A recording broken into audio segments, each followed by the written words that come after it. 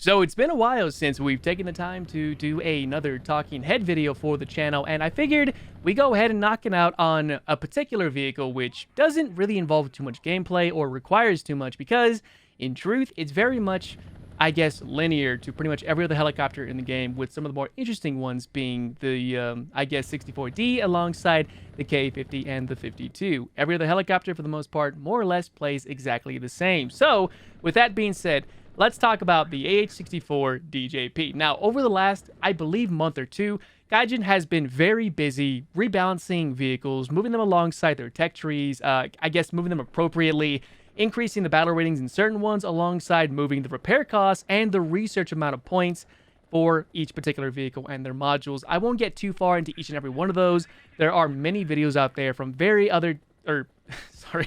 other very talented creators who are able to explain that in pure detail. If you guys want to go ahead and check them out, I have them recommended on my channel, and trust me, they are some pretty awesome creators. Now, with that out of the way, let's talk about the AH-64DJP and why I believe it's not really a helicopter worth looking too much into. Now, I understand you guys are probably going to be tearing me a new one by saying that, but hear me out when I say this, okay?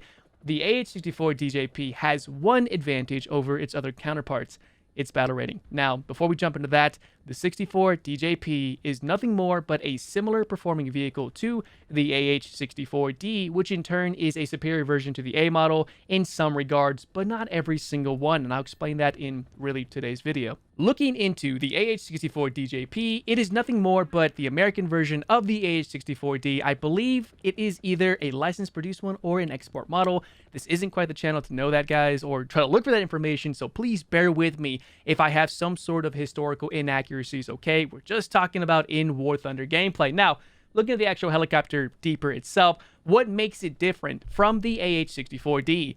In truth, not a whole lot. In fact, there's only one thing that really separates the helicopter, aside from the decal or the camo for it, which is kind of a given right there, from its American counterpart, and that is the ability to use one of the most crucial systems for any helicopter in War Thunder, the Missile Approach Warning, or the MAW modification, just to make things a little bit simplistic, I guess, but we're going to call it Missile Approach Warning System. Now, what does that really do? What it does for helicopters, which is equipped in almost every helicopter, K-50, 52, UHT, the Tiger HAD, the Tiger HAP, and the AH-64D with certain modifications. Now, what this does is it basically alerts the user that, hey, there's a missile coming at you. It's either an ATGM from a tank, a missile from a BMP or something, or it's an SPAA SAM system. If it's a VT-1 missile, you're probably going to die, as it's only going to ring at you about 3 times. Any other missile, you might have some chance to get away with that. Your flares will automatically deploy,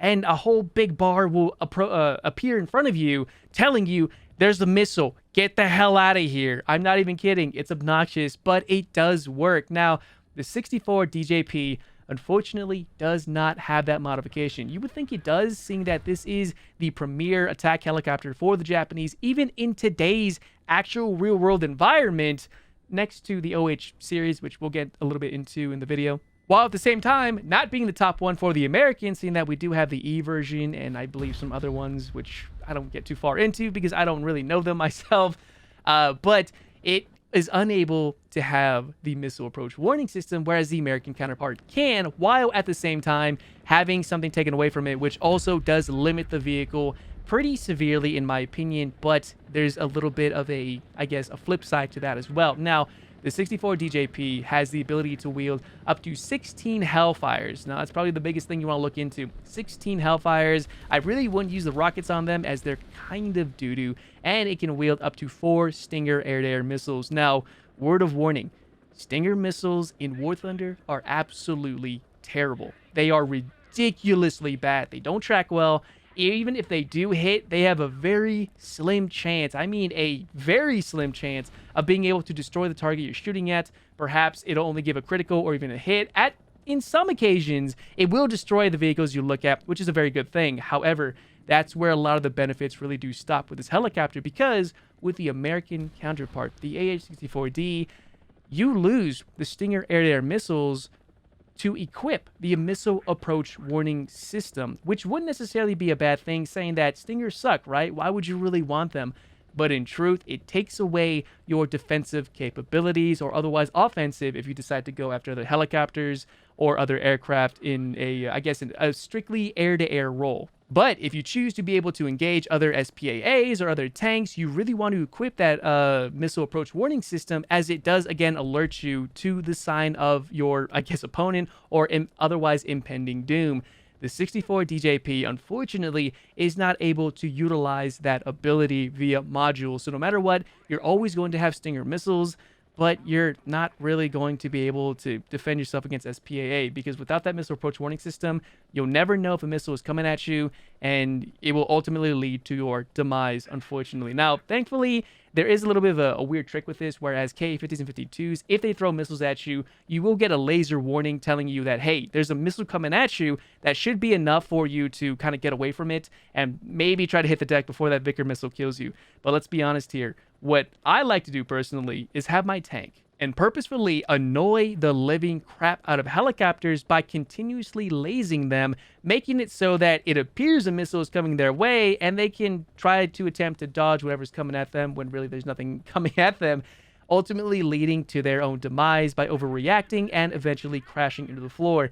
I've showed this many times in plenty of my videos. It's absolutely hilarious to be able to do this, which you should totally do as well. Those Ka-50 pilots are annoying as hell. Just saying. Anyways, looking a little bit deeper into the helicopter itself, what does it have that's similar to the American counterpart? AGM-114K missiles, which aren't even that great, to be honest. They don't work the way they are actually supposed to work in real life. But again, we're not getting into detail about that. It does have a 30mm, which does have some good penetration, which is able to deal some damage during the close-in. You're able to set a fire to most vehicles and their engine decks, maybe not really go through the turret roof, which is highly unfortunate, but you are limited by the I guess the ability to even approach the battlefield, seeing that most SPAAs will lay in wait for you.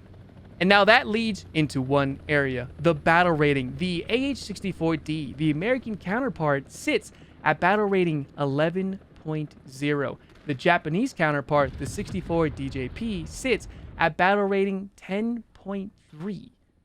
That in itself is highly unusual to me. I really don't have an understanding as to why the DJP sits at 10.3. Maybe because it's Japanese and not many people really like to play top tier Japanese. They don't really have too good of helicopters. Sure, they got the UH-1B. Awesome, right? AH-1S early. It's not even that great. AH-1S, which is nothing more but an AH-1F to some extent. The Kisarazu, assuming you're sort of a weeb, maybe kind of like myself when I bought it. Just saying, okay? And then, of course, the 64DJP. But it doesn't really leave any sort of wiggle room to have a desire to purchase the vehicle, which, again, I guess kind of explains why it sits at battle rating 10.3. Gaijin, I believe, is more or less trying to entice the average player to grind for the vehicle and say, hey, look at me, I have a top-tier helicopter at 10.3. Because in a full down tier, this thing absolutely slaps. No SPA will be able to get close to you. Maybe a Sturm with its air surface-to-air missile or its ATGM that has proxy-fused explosive rounds, which very, very few people know it exists, as well as even utilize it, which means the 64DJP is in a very good position unless you get into a full up tier or even at tier at 10.3 and you have to deal with those SAM systems leading to its inevitable death because of lack of maw. Does that make sense? In truth, this helicopter, as well as the 64D, they don't really stack up very well against vehicles such as the Ka-50 or the 52. The only thing it does have over, say, the Zulu is mobility as well as some decent firepower. But even then, does it really warrant a BR decrease of 10.3 from 11.0 with the DJP and the AH-64D? I really don't know. This is probably the first time I'm just going to be entirely stumped when it comes to this kind of gameplay, because in truth, I understand why Gaijin really wants to do this. Do I agree with it? Absolutely not, because as a top tier tanker myself, what I mean by that is I play at top tier. Helicopters are the biggest bane of my experience. They can make or break games, and they can be absolutely horrendous to fight against, especially if a Vickers missile intercepts your ADAT's 8 missiles, which takes forever to reload, and that helicopter only takes up to 30 seconds to rearm his 12 Vickers missiles. You kind of get where I'm going with this. So helicopters can be very annoying, and when you have one like this that Gaijin fully understands, does not really belong at 10.3, but keeps it there anyway, it just puts into question some, I guess, business practices and ideas to which I really don't agree with. But again, we're not going to get too far into that. But still, that leads on to this question. What do you guys think? Does the AH-64DJP belong at battle rating 10.3? In my opinion, no, I don't think it does. Maybe 10.7 to kind of level things up a little bit, but I kind of understand why it's at 10.3. I don't know. Feel free to let me know down in the comment section below exactly what you guys think. And who knows, maybe Gaijin might even look at this video and just kind of try to understand why it's sitting there. Now, I understand I didn't really put in some too much gameplay for the DJP. Again, it's a very linear playstyle. It's very difficult to really just kind of get kills and sit there and commentate. It's almost as if I'm just, you know, just floating around there. Oh yeah, I got a kill here. Oh yeah, I got a kill there. They're not really super exciting. And this is not an ASMR channel. So sorry guys, I'll leave that to Hunter. Don't tell him I said that, okay? I love the guy.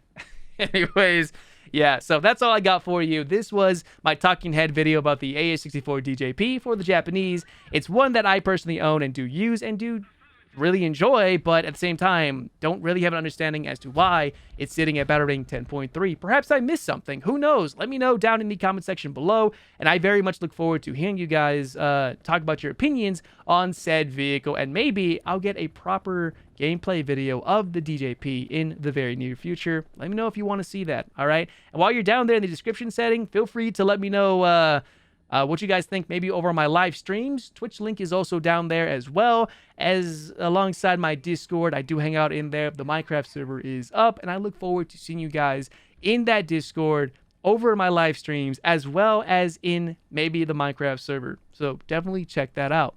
Oh, baby, a triple. I know. But yeah, that's all I got for you guys. Now, I'm going to go try to work with a T10M and deal with the BMD4 spam, which is probably going to kick my butt significantly because of the full up tiers, as everyone and their grandmother is playing the BMD4. I got to farm them too. I know. All right. Anyways, thank you guys for listening to this video, and I hope to see you guys not only in the next video or even the streams, but in War Thunder itself. Until next time.